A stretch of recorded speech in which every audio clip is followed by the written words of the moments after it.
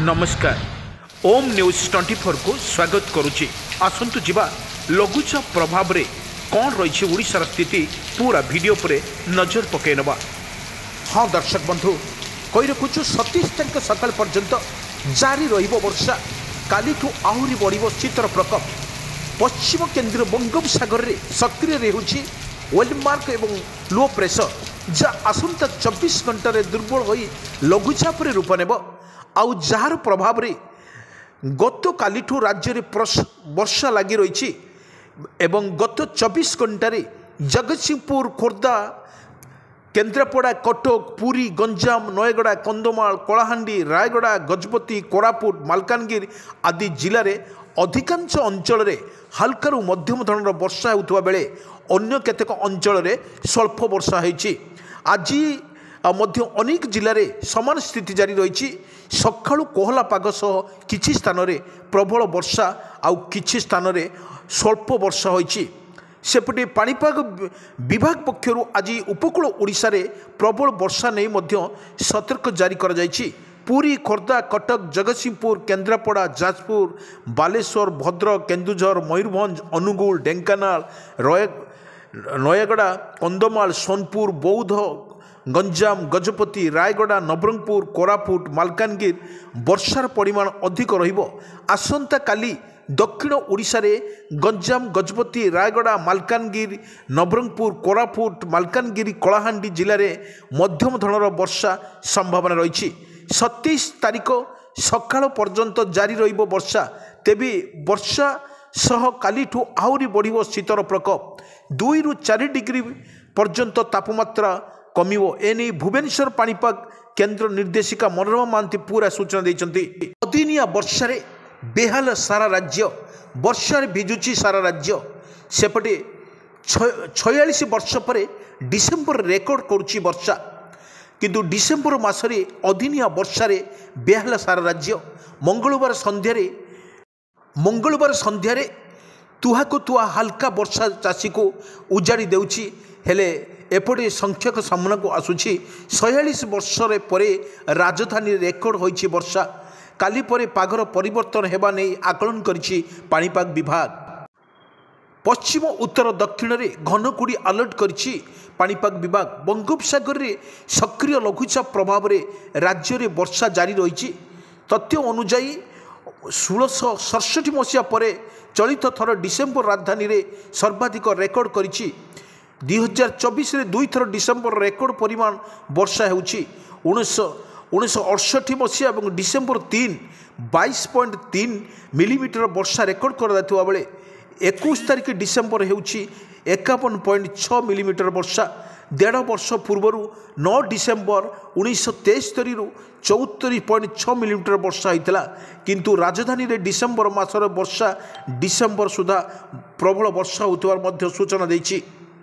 26 तारीख पर पाग धीरे धीरे परिवर्तन हेबो। या परे घन कुड़ी भी देखा 26 तारीख में पश्चिम उत्तर परिमाण में घन कुड़ी हम और 27 तारीख में दक्षिण ओडिशा रे घन कुड़ी देखा सतर्क करिछि आंचलिक पाणीपाग विभाग केन्द्र।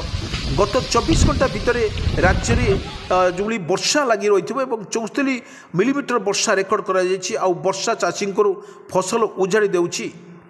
हाँ दर्शक बंधु कही रखुचु आहरी 24 घंटा वर्षा राज्य में लगी रही। तुहा को तुहा वर्षा सांगू को कोहला पाग। आहरी 24 घंटे राज्य में हल्कारु मध्यम धरणर वर्षा लगी रहिबो। आसंता काली जाए विभिन्न स्थान में जारी रहिबो वर्षा। एने बुधवार पाणीपाग केन्द्र निर्देशिका मनोरमा महांती सूचना देइचंती। काली दक्षिण ओडिशा समेत आभ्यंतरण मध्य वर्षा संभावना अच्छी। 26 तारीख में परठारु वर्षार परिमाण कमिबो। सेपटे आसंता 3 घंटा 15 जिला को येलो वार्निंग करिछि पाणीपाग विभाग। सेही जिला गुड़िक हेउछि भद्रक, बालेश्वर, कटक, भुवनेश्वर, खोर्धा, पुरी, जगतसिंहपुर, जाजपुर, मयूरभंज, ढेंकानाल, अनुगुल, सोनपुर, बौद्ध, फुलबाणी, कोरापुट, रायगड़ा प्रबल वर्षा पाई आंचलिक पाणीपाग विभाग केन्द्रରୁ ମଧ୍ୟ सतर्क सूचना जारी करा जायछि। सेपटे वर्षा जोगु मुंडरे हाथ दे बसीची चाषी केउठी धान बिलरे नष्ट होउछि तो पुणी केउठी धान खଳାରେ भिजुछि। आम देखा पाइबा पुणी लघुचाप प्रभाव में लगाण वर्षा पाचिला धान भासिला क्षेत्र में भिजिला खଳାରେ ମଧ୍ୟ ଭିଜିଲା किंतु गत 7 दिन मध्य दुईटी लघुचाप जनित अदिनिया वर्षा चाषींकर उजाड़ी देउछि वर्षकर दाना एठी मनद वो जो जहाँ देखा गले हूँ धानर जो क्षयक्षति होउछि लगाण वर्षा बारंबार लघुचाप जनित वर्षा चाषी को कलबल करुछि किंतु प्रथम वर्षा बतुर धान को क्षेत खଳାରେ छाउंटिला बेले पूर्वार अदिनिया वर्षा दाउ साजिला फल गत 7 दिन हेब क्षेत्र में वर्षा पानी एवं 6-7 इंच अदरे लहड़ी भांगुची पानी एवं धान जुबुड़ी बुड़ी रही देखा मिली गजा होगा बसला किंतु चाषी कहवा अनुजाई चाष आरंभ स्वल्प वृष्टिपात जो चाष कार्य विलंब पर धान अमल धान रुआ जाता समय बात्या दाना को प्रभावित करथिला जा किछि दिन पर बात्या दाना को बर्ती जाते बेले अदिनिया वर्षा धोईदेवा समय बैंक और घरोई बैंक ऋण किपरि सुझिबे वर्ष सारा परिवार किपरि चलैबे चाषी एने भांगी पड़ी चाषी एथिप्रति कृषि विभाग दृष्टि देवा सह अदिनिया वर्षा क्षयक्षति होउथबा जो अमल धानर अनुधान करी सहायता जगाई देबे बोली चाषी मानक दाबी कर जायछि।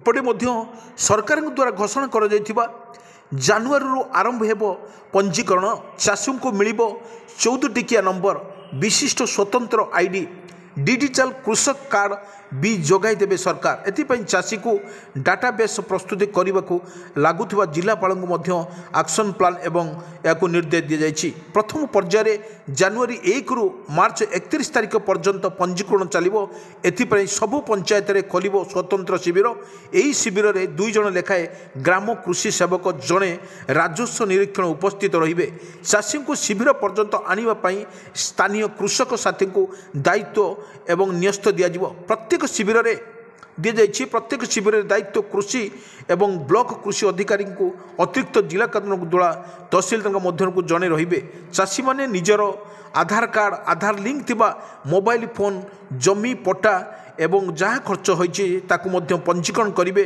प्रथम पर्यायर आयोजित एही शिविर रे पीएम किसान प्रधानमंत्री फसल बीमा कृषक ओडिशार हिताधिकारी को पंजीकृत शेष करने को जिलापाल को निर्देश दी जाइए। सेपरी द्वितीय पंजीकरण मार्च 31 तार आरंभ हो जहाँ 3टी माध्यम व्यक्तिगत स्तर में एमान को वेबसाइट मान को साहाय्य करा बोली जो जहाँ कर मन सरकार निष्पत्ति पर बेस खुशी अच्छा।